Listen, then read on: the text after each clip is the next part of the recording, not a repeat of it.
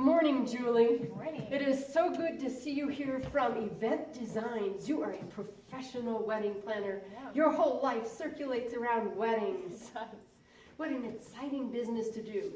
So as a wedding expert, what are the best things to do yourself for your wedding? So I always recommend to brides and grooms kind of their decor and details that they can do themselves, meaning things like your place settings, your escort cards, your table numbers. If you're very talented with needle and thread, you could sew your own napkins, sew your own table linens or runners, anything that kind of makes your wedding your wedding. What makes it personalized to you and what brings out pieces that represent you as a couple and kind of the life that you share together. So what makes that unique? I've had brides and grooms get involved in their own centerpieces as far as collecting beer bottles or random items that kind of represent hobbies that they enjoy doing together.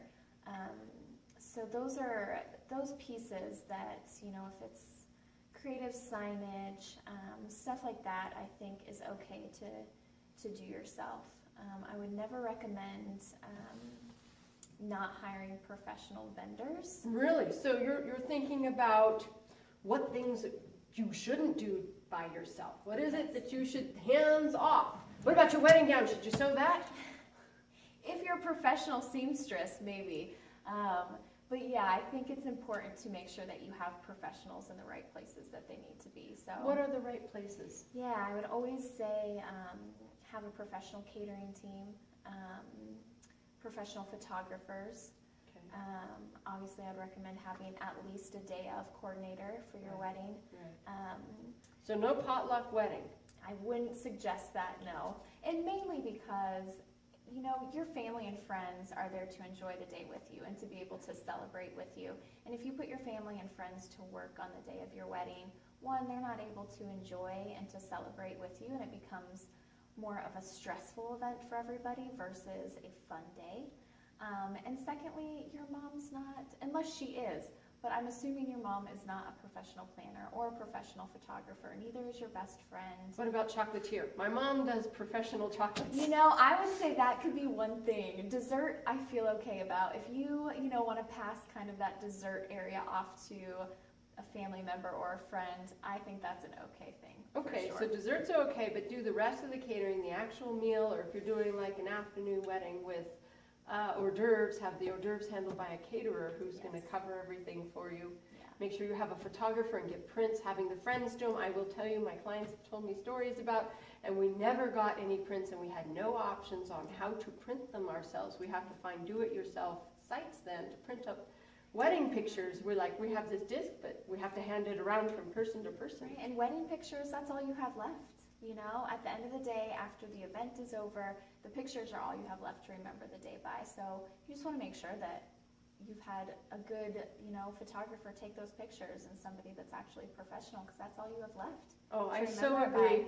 I like to tell my brides, you have just a couple things the day after the wedding. Everything is disposed of. Yeah. 1, you have your ring. Mm-hmm. 2, you have your fiance. 3, you have your in-laws. 4, you have your pictures.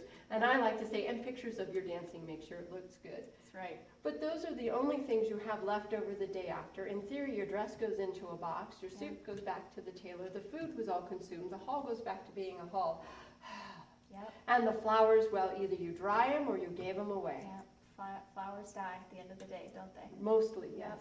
yes. Yeah, so I agree. Those are the things that last, are those photos, and the things that make photos so good, other than obviously the two of you being madly in love, are those kind of details that set your wedding apart from somebody else's wedding, that really incorporates who you are as a couple, and making sure that your photographer kind of captures those little pieces.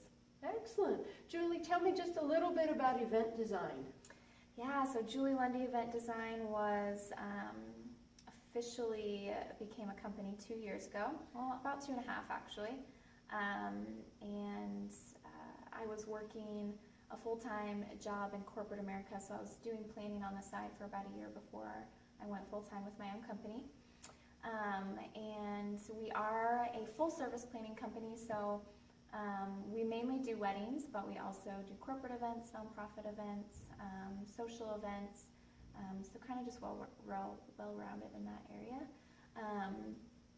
But yeah, I think I feel very blessed to be able to do this every day. I absolutely love what I do. I love building relationships with other vendors, and most importantly, building relationships with the couples that I work with. Lots of my couples have stayed my friends long after I worked with them, and I just feel like we have a really great event industry here in Colorado, and it's been really fun to be involved in that. Excellent. Thank you so much, Julie. Thank you.